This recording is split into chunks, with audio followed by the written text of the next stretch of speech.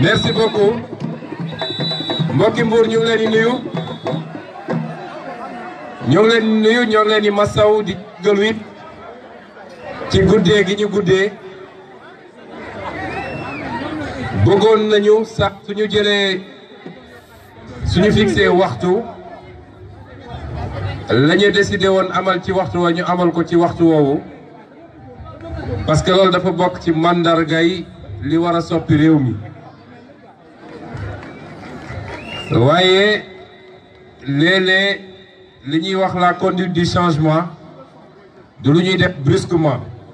parce que kenn ku ne ci ñun dafa am ay jikko ak ay habitudes yu mu am depuis des années peut-être nañuy naxante ndànk-ndànk rek waaye li yéene gi mooy lii di waxtu nga xam ne lu précieux la ñu fexe ba xool nuñ koy gérer ba suñu waxantee waxtu wi ñu def ko boobu kon ñoo ngi jéggalu ñi nga xam ne yàgg nañ fi ñu ngi fi toog ay heure di xaar jotaay bi mun a tàmbali di xaar ñu mun a weccoog ñoom wala ñu mun a waxtaan ak ñoom di nuyu waa Mbour yépp teew ak ñi fi teewul di nuyu kilifa yi bàyyi seen yitteef ñëw fii jiital ci suñuy papa suñuy nijaay teg ci suñuy yaay waaye it di nuyu ak di remercier jeunesse bi yëpp ndax ñëpp xam nañu place bi jeunesse am ci projet politique u Pastef di remercier ak nuyu suñuy alliés ak parti opposition yëpp yi fi teew ak ñi nga xam ne ba ñuy door ànduñu woon amaana ñi ngi woon feneen waaye dox nañu ba seetlu settantal jàpp ni li ñuy def moo gën a méngoog ñoom seen gëm-gëm ñoo fekk ñu si ñu ngi leen di teral ci parti bi yaatal leen ne leen fii amul militant de première heure ak de dernière heure militant pour le Sénégal moo fi am militant pour le changement systémique moo fi am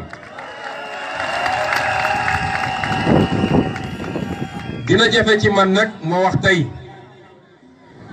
ndax yéen ñëpp xam ngeen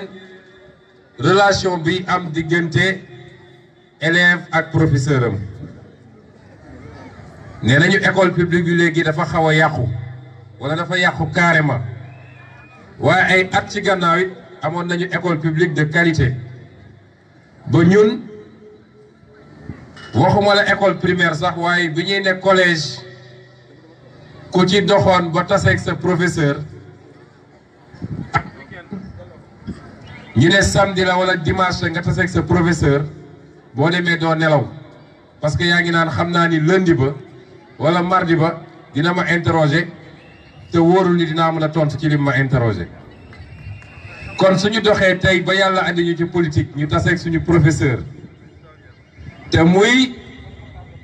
li ma ko waxee tey ci suba ngeexoox koo xam ne daf ñu marqué woon ñun ku jaar CMT Ziguinchor rek suñu nee géologue rek xam nga ku ñuy wax maa ngi fàttaliku benn anecdote ndax su ñëwaan ba poser question classe bi danaan selaw kenn du ñeme jël responsabilité ne mooy tontu benn bés mu ñëw ci classe bi daal di poser question nañu qui peut me dire la structure l'or le fer c'est quoi c'est quelle matière mu am ñu ku njëkk yëkkati loxoom wax soo waxaan nag tontu bi jubul du wax day xool fële ci kaw plafond bi keneen jël wax mu am kenn ku ne ci gannaaw rek du ma tudd turam nag ndax léegi kilifa la ne ci gannaaw rek monsieur moi waaye comme moom dafa ñeme woon ay tontu njaaxum professeur bi xool fële rek interroger keneen biñ jël classe ba kenn bëggatul tontu mu ne ko woy monsieur waa ji xool ba mu neex ko rek mu ne ko l'or c'est du fer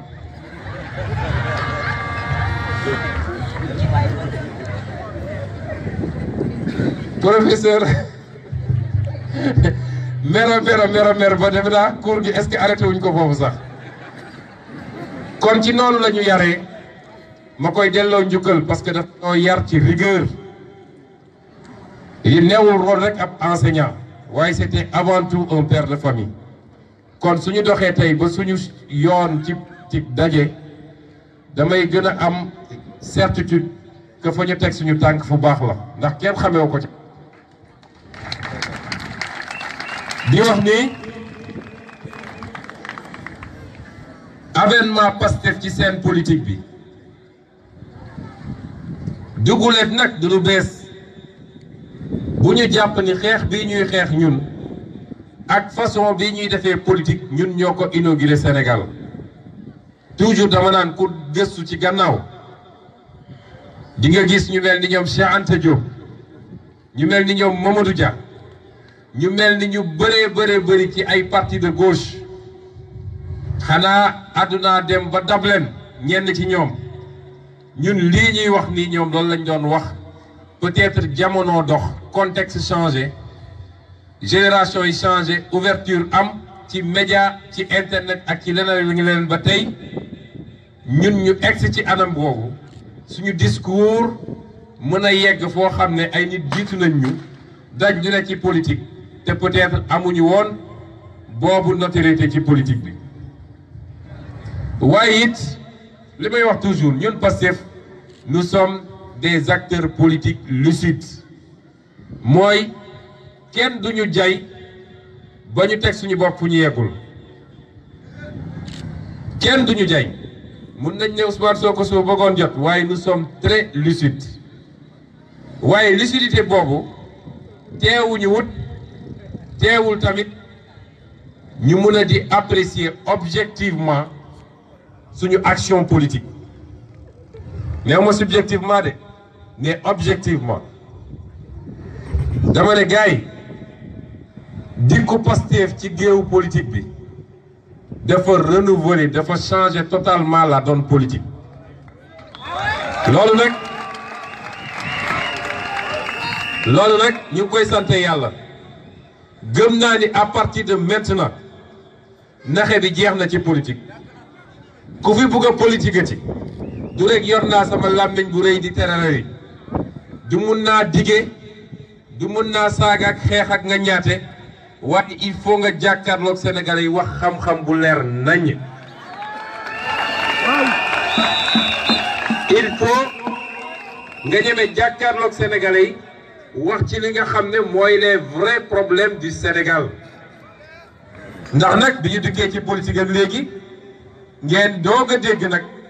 ñuy wax ci ressources naturelles Sénégal yi yàgg nañu am ressources naturelles de commencé wul ak pétrole ak gaz ñoo ngi am phosphate depuis presque indépendance ñoo ngi exploité or depuis des décennies ñoo ngi exploité zircon ñoo ngi exploité suñu jën gi mais mosu leen dégg ñu am des débats publics sérieux sur la gestion de nos ressources naturelles tey jii nag ku fi bëgg a wax ak sénégalais yi il faut nga wax leen loolu nga xam ne wërsëgu 15 millions de sénégalais yi la kenn ëppalewu ci kenn loolu naka lañ koy gérer dans l'intérêt du peuple sénégalais kenn mënatul def politique te doo wax ci loolu kenn mënatul def politique fii Sénégal te li nga xam ne mooy suñuy problème principaux dégg ngeen discours bi ñëpp commencé wax ci li ñuy wax accord de partenariat économique ndax dañoo newoon ci réew moo xam ne rek askan wi dafa mel ni moom ngeen jéggal mu ci kàddu bi benn troupeau la rek nañ ko seet si saa suñu soxlee ay voix pour élection bu loolu weesoo nag duñu xam lan moo xew ci réew mi et comment le pays est gouverné ba ci député yi sax assemblée nationale néew nañu ci xam naka la ñu gouverner Sénégal surtout nag la majorité robotique nga xam ne Macky Sall pare lay toog yor benn bouton bu leen nee voté leen ñu voté xam naa ni sax soxlatuñ ko wax benn bouton la yor su ko bësee rek ñu yëkkati seen loxo ñoom ñëpp loolu nag mooy jeex Sénégal tey ku bëgg a waxati ci politique di nga wax tey naka la ñuy def ba suñu koom-koom ñu sàmm ko mooy li ñuy def ba suñu alal des ci biir réew mi naka la ñuy def ba protéger suñu koom-koom mooy accord de partenariat économique yi ma leen wax ba nga xam ne commerce bi industrie bi agriculture bi pêche bi dina mun a développer fii ci biir réew mi waaye di nga wax tamit ci lii nga xam ne mu ngi ñuy lor depuis indépendance ba léegi te kenn mësu cee wax à part quelques activistes ak société civile ay citoyens muy franc CFA.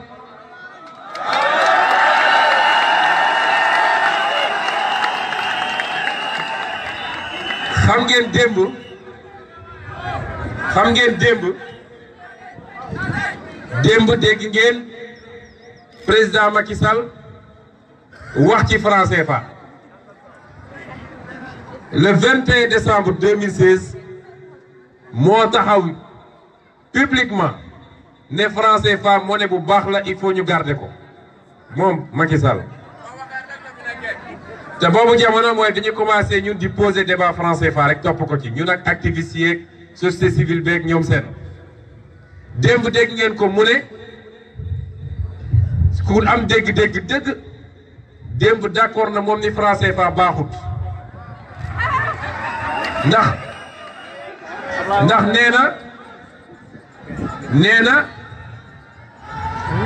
na franc CFA am na ay problème dañ ko war a réformer te exclurul sax ni dañ cee war a génn waaye waruñoo génn brusquement wa loolu kan moo ko bind ci téereem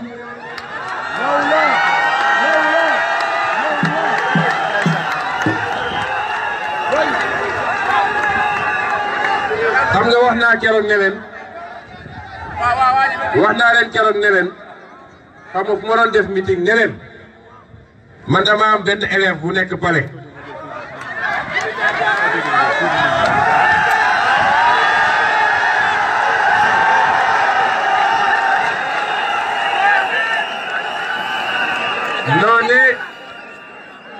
noonee ma nekkee woon élève bu monsieur Guèye bii noonu laa amee élève bu ne Palais bis bu ne nag mu xëy tontu ma waaye ñemewul tudd sama tur nag man nag damay tudd turam ndax man du ma gaaruwaale la may def dama koo ñeme dama koy assumer bés bu ne su ma waxee ci pétrole bi si il y a des gens qui parlent du pétrole ils savent pas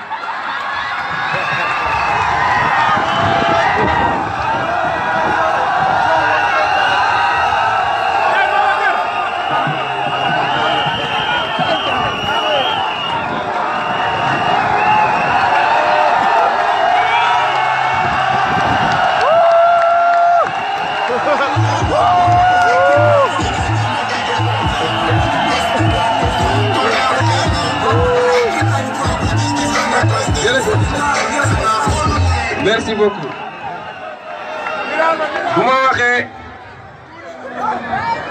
bu ma waxee ci accord de partenariat économique mu wax ci bu ma waxee ci franc CFA mu wax ci bu ma bindee téere mu dem ñu bindal ko téere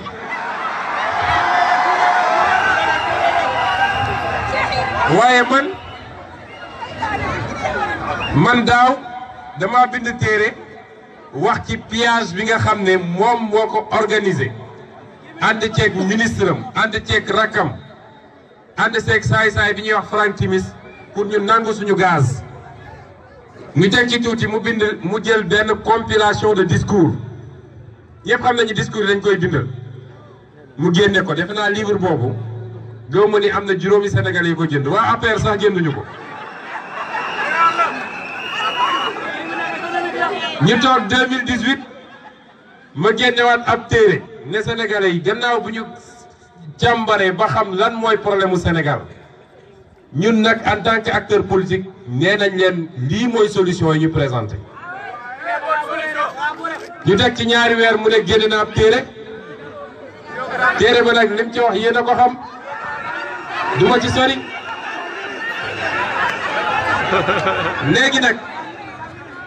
léegi nag comme moom élève bu nanguwut la topp rek lu ñu def suba mu def ko ngoon gis ngeen ni may présenté samay livre sax nee na moom lay toppatoo ci koo xam ne def na politique ba tey kenn mus koo gis mu def loolu waaye day dem tànn ay nit ñu mu ñeme xam nga man damaa jël ay universitaire ay journalistes yoo xam ne ñu indépendant la jox leen livre bi des jours à l'avance ne leen lire leen ñëw caméra yëpp taxaw ku nekk na poser question bu mu bëgg waaye dem jël benn waay boo xam ne moom nga jox deer xaw ma mu ñëw taxaw ñu question yu préparé des années oui monsieur le président nous en tant que jeune pourquoi nous devrions vous soutenir mu tari liñ ko bindal léegi nag lenn rek mooy solution bi mooy taxaw ne ma taxaw nii du solution bi il faut ñu jàkkaarloo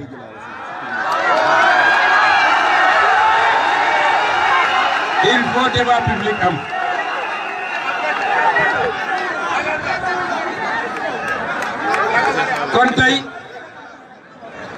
kon tey ñun waa Pastef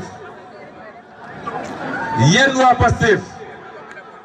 vous devez tous être fiers de l'action politique de votre parti parce que ci ñeenti at ci action politique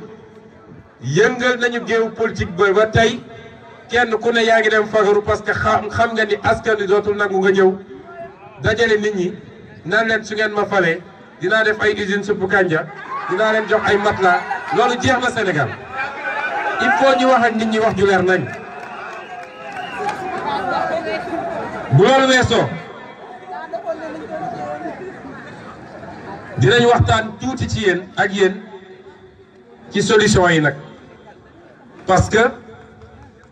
tournée yi bokk na luy solom gannaaw bu ñu ñëwee am tuuti communion ak suñuy am di jàmm suñuy soppe suñuy militant ak suñuy sympathisant ñu jukki lenn lu ndaw fenn fu ñu dem ci solution yi ñu proposé Sénégalais yi comme nag tey dañoo nekk ci département de Mbour nekk ci commune de Mbour nga xam ne ñëpp xam nañ li mu représenté il faut ñu jukki benn wala ñaari poñ ci solution yi gaaral leen ko waaye gaaral ko Sénégalais ndax li ñuy def nii bu leen foog ni ñi fi nekk rek nga koy déglu yéen a ngi gis ñuy def ay live fu nekk ci àdduna nit a ngi toog di seetaan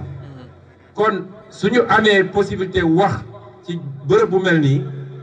day doon loo xam ne dinañ ci wax ci luy njëriñu Sénégal yépp dinañu jukki ñaar ci suñuy offre politique comme ñoo ngi Mbour dinañu wax lan lañu bind ci livre solution bi ci li jëm ci lu am solo ci suñu koom-koom muy napp gi ñëpp xam nañ ni fii région de Thiès de manière générale mooy la première région ci wàllu pêche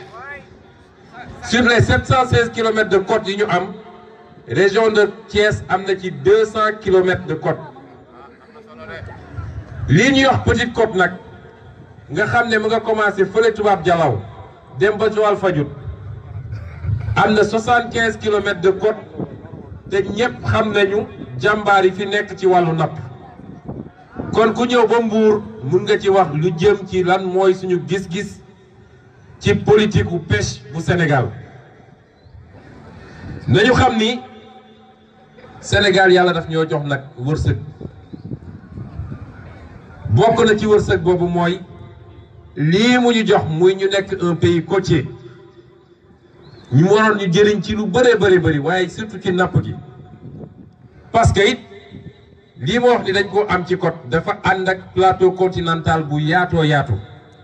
plateau continental dafa am richesse yu am solo ci li ñuy wax les espèces pélagiques coof laa wax nga naan ma yaboy xam nga lii nag li mu wone mooy comme jaay nañu su géej gi Sénégalais yi dañoo gëj a gis coof ba koo wax moom yabooy la ma wax xam naa ni yaxang lay bëgg a rey coof laa lay wax coof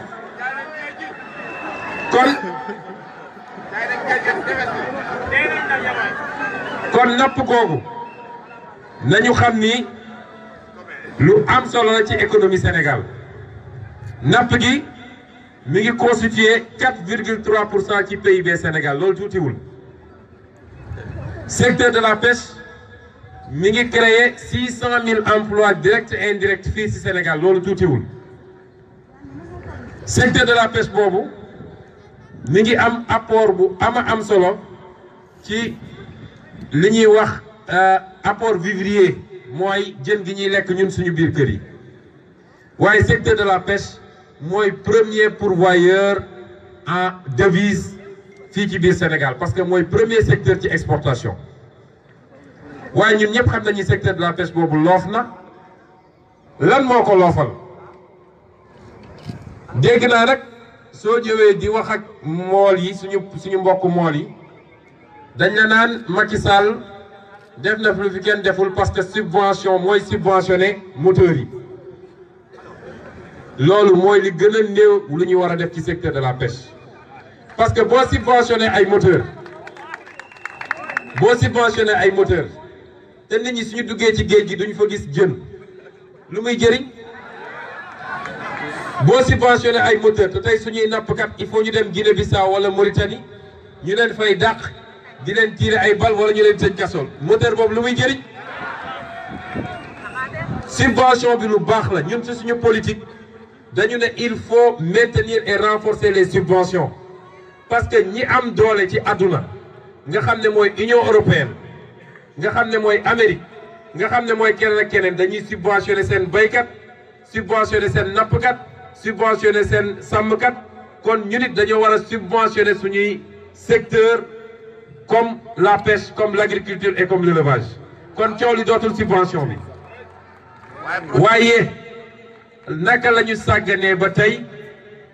nee nañu malgré li ñu am ci potentialité ci wàllu napp tey suñu géej gi amatul jën loolu mooy coow li ko andi nag bokk na ci li ñuy wax surexploitation bi nag ñaar la bi ci njëkk mooy li ñuy wax la pêche illicite mooy tey tubaab yi ñu bëgg ñu fatt ñun ak ay cours ak ay leçons yu ñuy jox ci respect des droits de l'homme ci démocratie ak ci leneen ak leneen ñoo ngi seetaan ñoom seeni gaal yoo xam ne amuñu autorisation seeni bateau industriel nga xam ne amuñu autorisation ñuy ñëw di napp ci suñu ndox ñoom ñu leen di financer à hauteur de 43 milliards d'euros chaque année ñuy ñëw di napp suñu ndox di yóbbu loolu mooy la pêche illicite ñaareel bi mooy la pêche légale bi nga xam ne ñun suñuy nguur ñoo dem accepter signer des contrats li ngeen dégg ñu naan accord de pêche yi jël ay bateau li ñuy wax sax ay bateau usine ne leen suñu géej gaa ngi nii lu leen neex jël leen ñu ñëw duñu respecter normes yi duñu respecter filets yi état Sénégal amul capacité bu muy contrôler bateau yooyu amatuñu sax ay contrôleur ñooñu dem di def lu leen neex ci suñu géej gi ba tey géej gi li ñuy wooye la pêche artisanale nga xam ne suñuy mbokk mool ci lool lañ daan dundee di dem di andi di dundal nit ñi pêche artisanale sooxe na ci biir Sénégal loolu mooy principal problème mu pêche kon moo tax ñun ci suñuy proposition dañu ne accord de pêche yëpp dañ koy dénoncer ba pare jël nañu benn distance boo xam ne toll na ci 12 miles nee nañu dootuñu nangu gaal gu dul gaalu sénégalais napp ci diggante boobu loolu bokk na ci li ñu gis ci politique u pêche deuxième bi mooy li ñuy wax fraude au tonnage même ñi ñuy jox autorisation ne leen dem leen pêche comme amuñu moyen contrôle bi lu leen neex la ñuy def di frauder ci tonnage bi kii fi nekkoon secrétaire général Nations Unies ñu koy wax Kofi Annan dafa am kuréel gu mu doon jiite génne na rapport daaw jéeg wane ni région Afrique de l'Ouest kese suñu ne Afrique de l'Ouest nag Mauritanie bokku ci xam ngeen ndax lan naar yi dañoo am fulla seen bopp naar yi signé wuñu genre accord de pêche yi ñu signé de ndax loo leen mën a waxal rek ñoom dañoo gëm seen réew gëm seen bopp moo tax ñoom ñu am jën ba ñun ñuy dem uti jën foofu suñu ne Afrique de l'Ouest mooy Sénégal Gambie Guinée-Bissau ak tuuti peut-être Ghana Côte d'Ivoire nee nañu chaque année pêche illicite boobu ñuy def dina coûter 1,3 milliard de dollars à l'Afrique de l'Ouest loolu soo ko dara ut ci franc CFA mooy 650 milliards yu tegu yoo xam ne ñu ngi koy ñàkk at wu nekk parce que seetaan nañu ba nit ñi jël suñu géej ñun ñu toog di xoole loolu il faut ñu dakkal ko parce que am réew la koy développé mooy alalu réew mi nañ ko fexe ba mu dellu ci réew mi gis nga napp gi mënul am njëriñ ci ñun parce que léeg-léeg ñu nañu premier facteur d'exportation pêche bi la mais ñun lan la ñuy exporter on exporte du poisson frais loolu du la andil li nga war a am ci devise balaa muy am solo mooy suñu nappkat yi napp ñu teer Sénégal ñu ne am nañu ay unité industrielle ak artisanale yoo xam ne ñooy transformé ñu doog a dugal def ko ci ay pot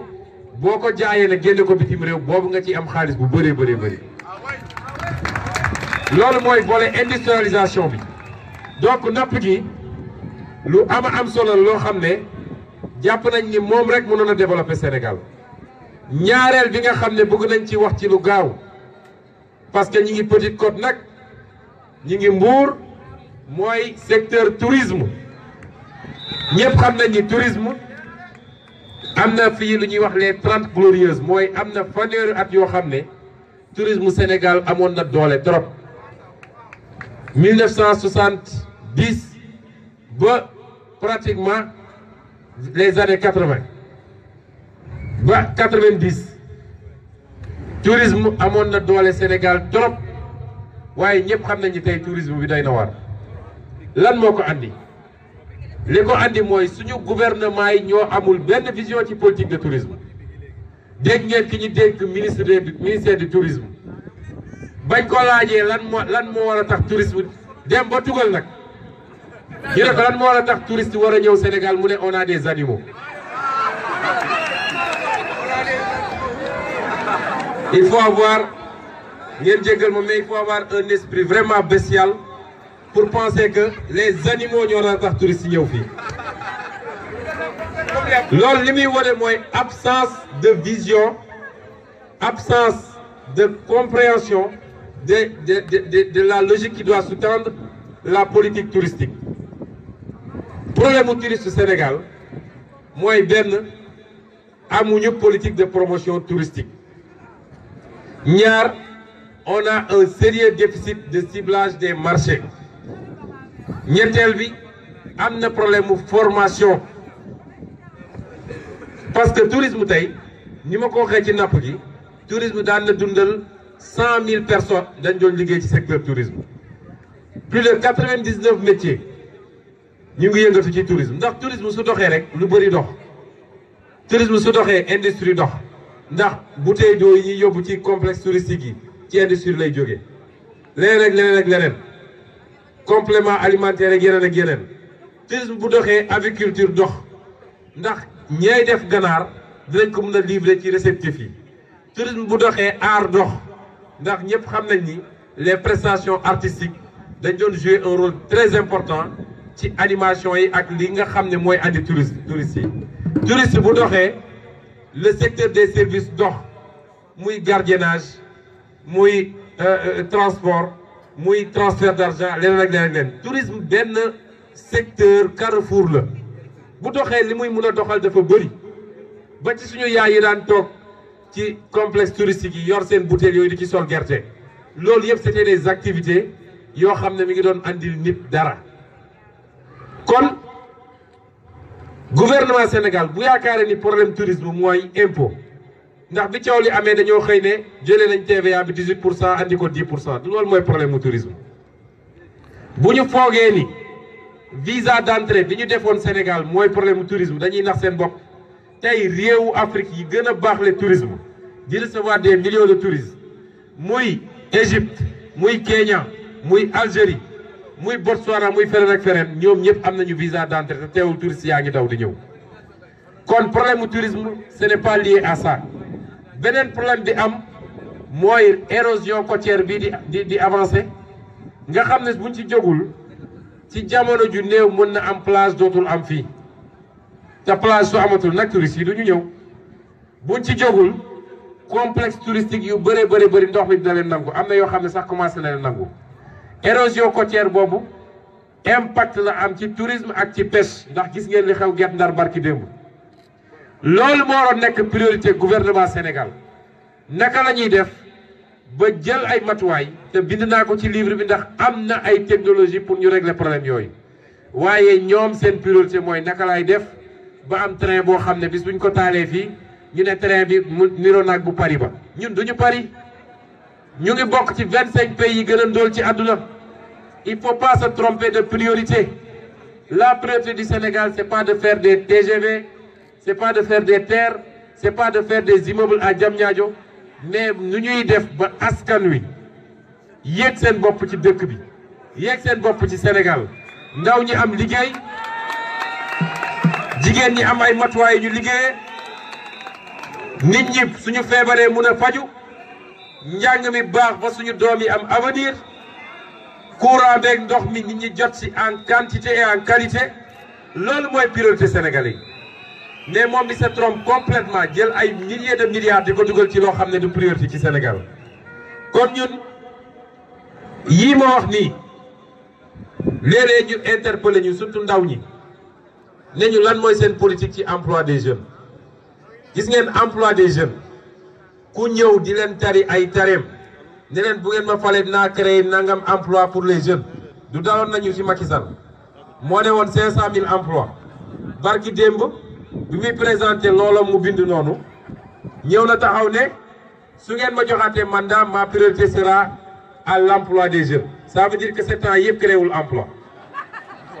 xam ngeen lu tax loolu gis nga emploi jarul ngay ñëw di jox ay nit ay chiffres naa leen dinaa créer tant d'emploi da nga leen di wax naka la ñuy créer emploi loolu moo am solo parce que soo waxee naka la ñuy créer emploi bu emploi bi amee duñ dem jël ay japonais jox ko encore que moom Macky Sall da koy def ndax gis ngeen ni dañuy jël suñu marché public jox ko entreprise étrangères yi ne leen du ngeen fay impôt am ngeen exonération waaye li gën a garaaw mooy mun ngeen dem jël seeni nit ñëw andi leen ñu liggéey alors que suñuy doom ak suñuy rakk ngi fii noonu la def ak chinois yi noonu la def ak Turquie noonu la def ak nu mu tudd français yi sax ak ñeneen ñeneen noonu la def ak indien yi mooy fële ICS nga xam ne dem nañu ba ñu am benn village entier boo xam ne ay indien rek ka fa ne liggéey ICS te boobu jamono suñuy jeunes a ngi fi amuñu liggéey mais li ëpp solo yii ma leen di wax nii buñ ko defee dama gis ci ñaari secteur mënoon naa ci boole secteur ressources naturelles yi yeneen ressources naturelles yi mooy pétrole gaz zircon leneen ak leneen boole ci suñu vision ci agriculture ak ci pêche boole ci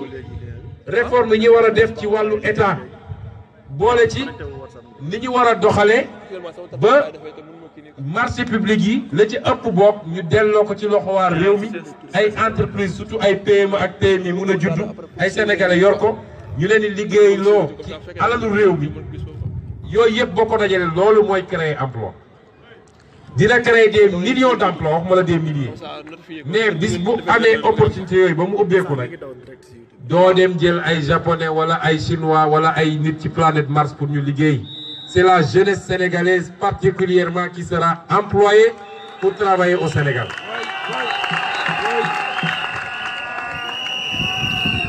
kon li ma bëgg ñu xam mbirum état du caaxaan liy defar réew du caaxaan liy defar réew du caaxaan te gëm naa ni ñoom Macky Sall ci caaxaan la ñu nekk soo demee ci réew yu defaru da ngay xam li tax ñii raw ñu. est-ce que xam ngeen ni États-Unis ni muy am doole yépp président de la République États-Unis sañul def le tiers de ce que Macky Sall ñeme def président de la République su signé woon loo xam ne c'est à l'avantage de son frère heure bi mu ngi kaso kon sañu ko xalaatu ko président États-Unis sañul ab nit luubal alalu réew mi Cour des comptes jàpp ko IGE jàpp ko OFNAC jàpp ko mu teg tànkam ci ne kii kenn du ko def dara te boobu jamono mi ngi songo Khalifa Sall pour 10 fois moins que ça loolu Barack Obama ñemewu ko Donald Trump li muy përti përti yëpp ñemewu ko président Allemagne ñemewu ko président France ñemewu ko lan moo tax ñun suñuy président ñeme ko ba pare nag askan wi nangul ko parce que coow li foofu la ne am nañu pexe bu kenn amuñu pexe parce que ki ñu jiital du moom mooy suñu kilifa ñun ñooy kilifaam.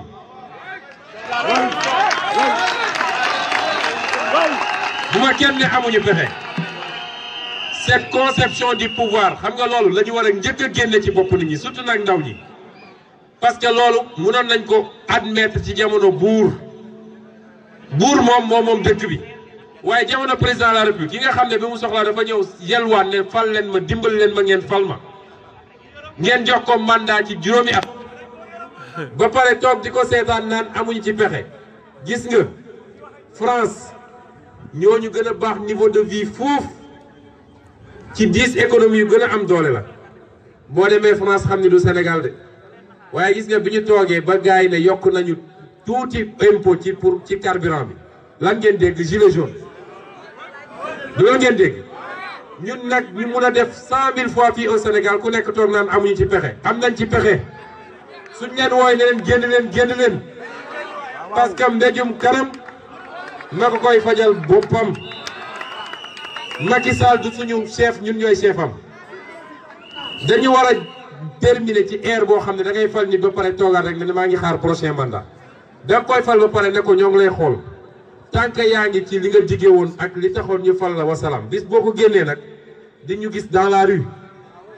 te le jour où 1 million de Sénégalais sortiront Macky Sall bàyyi li muy def nii waaye tant que ñi ngi toog rek di seetaan muy tëjaate di dóoraate ñi ko wër di sàcc di def leen neex mu teg ci tànkam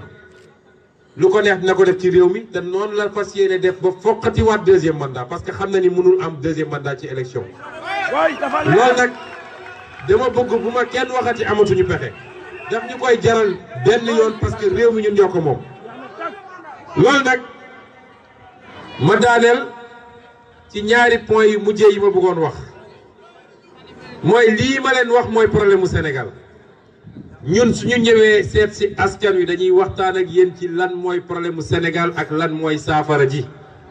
ñëwuñu pour def mbumbaay ak dige te lu ñu wax rek am nañu yéene def ko su ngeen ñu wóoloo jullit nag moomul ne lu ma wax rek dinaa ko def waaye loo wax rek am nga yéene te am nga certitude que lii mën nga koo def la ca des nag ñu bàyyi ko ci loxo yàlla waaye nous ne serons jamais des démagogues ñëw di dige loo xam ne instant bi ñu koy wax ñun si suñu bopp gëmuñu ko parce que Macky Sall bi mu naan dina wàññi mandaam gëmu ko loolu mooy suñuy politicien yii dafa am solo ma jaare foofu doog a ñëw nag ci li ñu mën a wax ci problème mu nguur ndax bi ma ñëwee am na luñ ma gaaral waaye dama bëgg ñun ñëpp ñu dëppoo ci lenn kenn ku ne fi nga dëkk farata la ci yow kenn ku ne fi nga dëkk sa yitte la waaye dañu war a xam ñun ñëpp nii dañoo bokk gaal gu ñu yàlla dugal gaal gi nekk ci digg géej gi ku yaakaar ne gaal gi mun na bënn di suux man ma mucc te mënoo fee da ngay nax sa bopp gaal gi day mun a voguer xaw ma nuñ koy waxee ci olof xam naa ni lébu yu bëri nañ fi nañ ma wax gaal gi daal day mun a mucc wala mu tëmb ñun ñëpp ñu tëmbandoo Mbuur mënul baax Ziguinchor bon Matam mënul baax Kaffrine bon soo demee ci réew yu baax réew yu développé yi gox goo dem village sax boo fa demee village bi dafa développé boo ñëwee ci réew bu sous-développé capital ba sax soo fa demee dafa sous-développé ku dem Dakar xam ni capital bu sous-développé la kon am ay préoccupations locales baax na waaye nañu xam ni notre sort et notre destin sont liés que le combat mooy nu ñuy def ba réapproprier notre souveraineté nationale notre dignité nationale ba nga xam ne créé nañu les conditions de la création de la richesse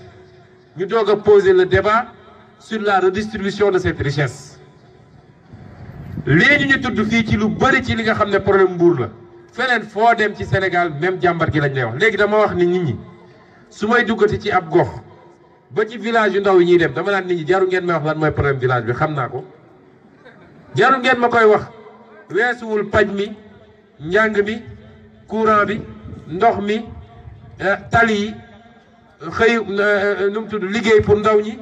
jigéen ñi jumtukaay ak financement foo dem même jàmbat bi lañ lay wax moom ngay fekk Mbour moom ngay fekk feneen li président Macky Sall bëgg a naxee nit ñi nag mooy Promoville dégg naa Mbour gi yëpp xolli nañ ko bàyyi ko noonu nag xam nga loolu Sénégalais yi léegi dañu miin loolu su campagne di jege rek ñu xolli àdduna bi yëpp waaye gis nga su état Sénégal baaxoon su doon ñi ngi dox ñi ñu war a doxee état du moom moo war a def Promoville état central suñu amoon une bonne décentralisation daa di créer de grands pôles régionaux départements yi wala régions yi ak municipalités yi ñoo war a toppatoo tali yeeg yu ndaw ndawaan yi nekk ci biir dëkk bi état bi route nationale ak les principales infrastructures lay toppatoo waaye li ñu bëggee nax askan wi bëgg nañu fu ñu jaarale goudron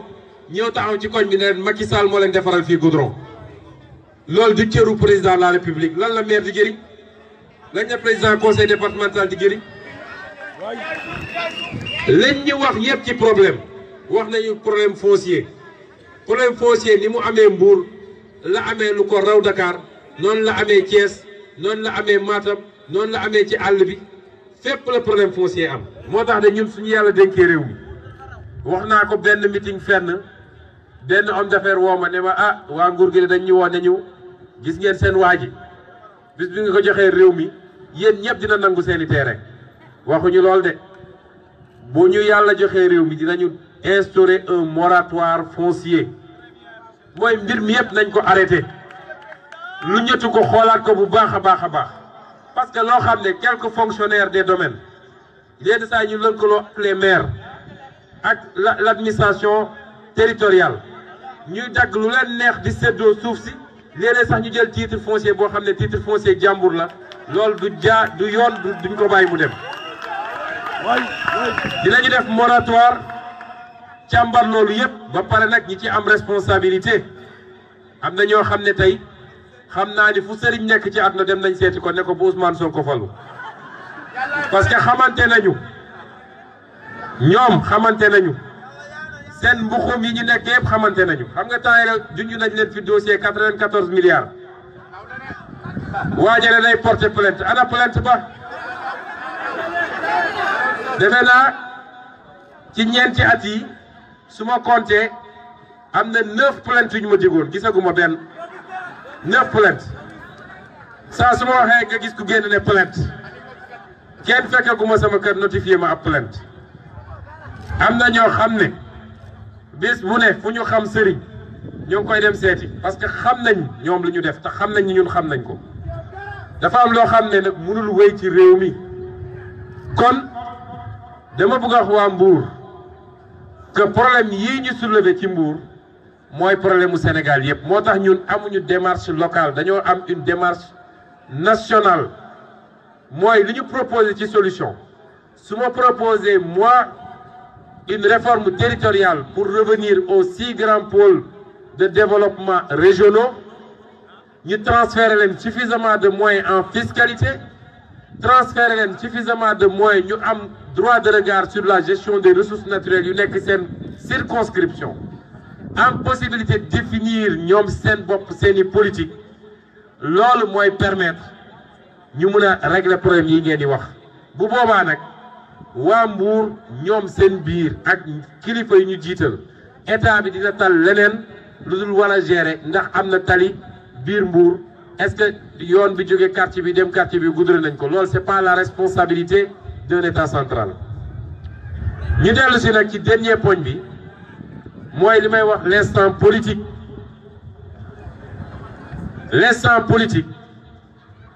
mooy yéen ñëpp xam ngeen ni ñu ngi dëgmal échéance bu am solo le 3 février donc dans 1 mois et demi maximum ñu siffler campagne démarrée le 24 février ñi ñëpp war nañu dem ci urne ya tànn kan moo war a jël les destinées du Sénégal ci les 5 prochaines années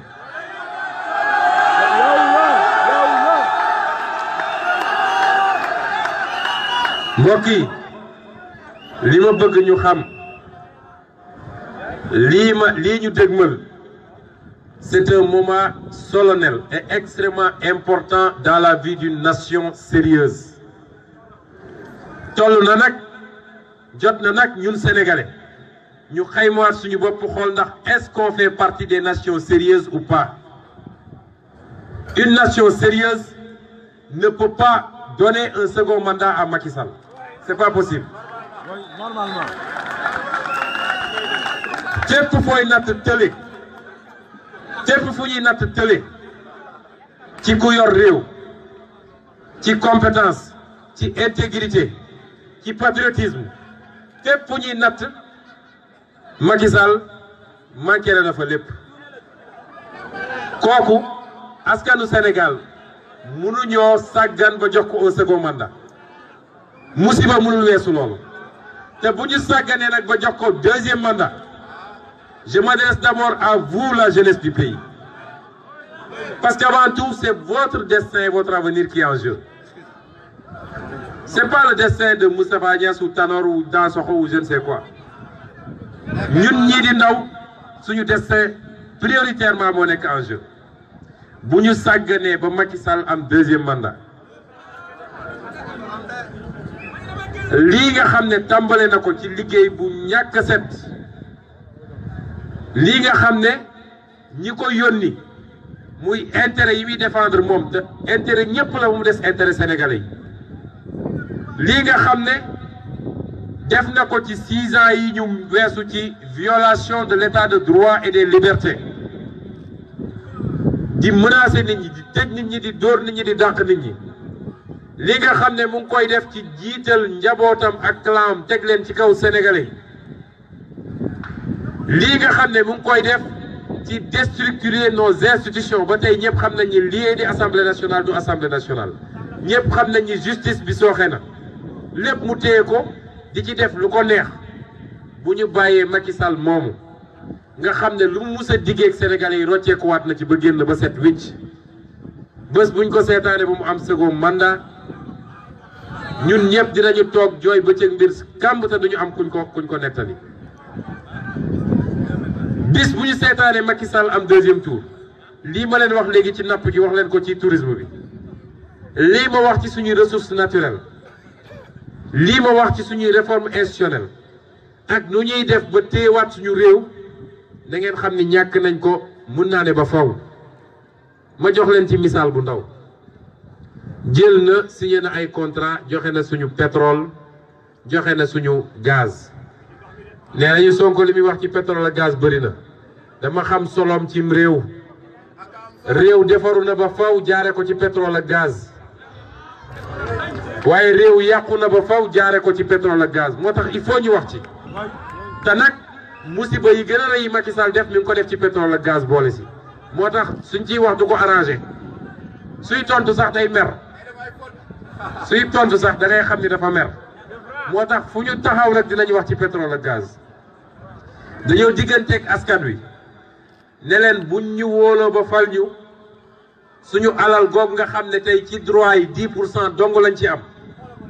te ci production bi mënuñu musa ki waane ba am ci 15% loolu yëpp nañ ko renégocier delloosi ko ci réew mi mais bu 2019 rombé ba 2021 premier baril de pétrole et de gaz génn ci réew mi multinationales yooyu fexe ba lal seen bassan ba am doole dina jafe trop ñu ne dañuy négocier waat parce que xam ngeen ñooñu fu ñu toog ba am fa doole alal gi dugg te nekk seen loxo ñoom sax ñooy tànn ki war a nekk président ñooy organiser ay déstabilisation ci réew yi bëri na ay coup d'état yu am Afrique te mi ngi jógee foofu bëri na ay guerre civile yu am Afrique te mu ngi jógee foofu kon suñu sàgganee commencé gu ñu génne produire doole googu amaguñ ko Sénégal bu ñu sàgganee ba Macky Sall toogaat continuer lii mu nekkoon ak ñoom ñun ñëpp nañu xam ni dañuy toog rek dégg pétrole ak gaz ñu ne ñu ma nga fële ci géej ga waaye duñ ci am dara lu mun a defar réew mi kon 2019 étape bu am solo la kenn ku ne ci yéen na dem récupérer carte am ñaareel bi mooy suñu wootee ne leen génn leen parce que Macky Sall dafa bëgg a mbuxum élection yi te yii may wax firndeel na ko mooy benn téye na carte d'identité ay milliers sénégalais ci ban droit la am moom pour tenir wala retenir la carte des cartes d'identité des sénégalais ci jamono jooju moom ak ay ñooñam jox nañ leen seen carte d'identité. C'est un droit constitutionnel de voter. Macky Sall amul sañ-sañ tere sénégalais mu voter ñaareel bi joxe na ay carte d'identité ay jeunes yu bëri waaye ci gannaaw carte d'identité bi dañ ci bind ni kii amul droit voter loolu fan la ko teg. ñetteel bi mooy téye na fichier électoral bi ne du ko joxe yéen ñëpp dégg ngeen démb le président de l'union des magistrats nee na modifié nañu carte électorale bi et ça concerne plus de 400 000 sénégalais mooy ñu bëri ci yéen mun ngeen xëy ba su vote dem fi ngeen daan voté ñu ne la nekk fii dootul sa bureau de vote mooy yow doo voté ci anam yooyu la bëgg a jaar pour jaxase élection bi loolu nag buñ ko nangu événement yi ñuy waajal opposition bi yëpp daje nañu am ay initiative yoo xam ne dina commencer semaine bee di ñëw yéen jeunes yi génn leen massivement bis bu ñu dajalee 1 million de sénégalais dox jëm ministère de l'intérieur Macky Sall xam ni moomul réew mi mais suñu wootee ñëpp toog seen kër di naan ataaya quelques personnes dem ñi sànni leen lacrymogène nit ñi sax di reetaan naan ay boo gisee ni ñu doon dawee loolu mooy problème mu Sénégal français yi génn def gilet jaune te ñooñu ëpp alal foofu waruñ ñoo gën a bëgg seen bopp kon na nit ñi génn ñu def face à Macky Sall on ne demande aucune faveur li ñu demandé mooy organiser des élections libres et transparentes et que le meilleur gagne loolu rek la ñu demandé Macky Sall. kon nous avons un défi à relever nous avons un destin à accomplir nous avons une souveraineté à reconquérir est-ce que vous êtes prêts? non yéen pareegu leen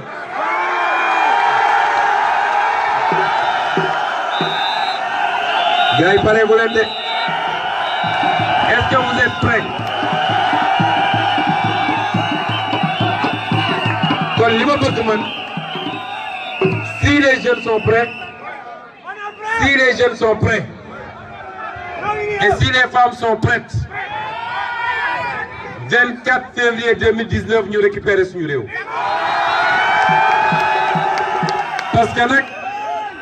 parce que nag mag mu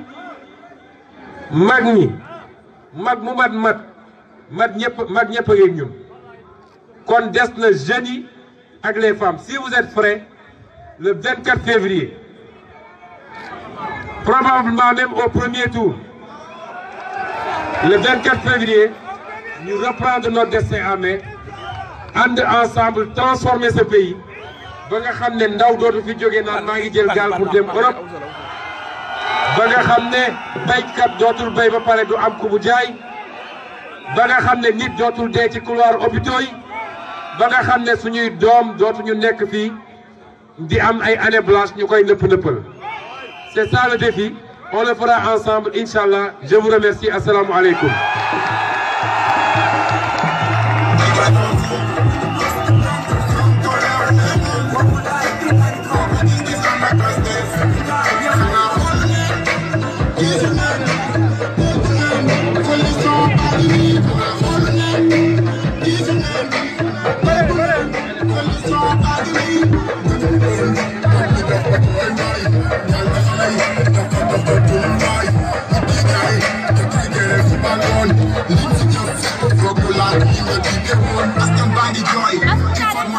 sama gars yi si des saa xam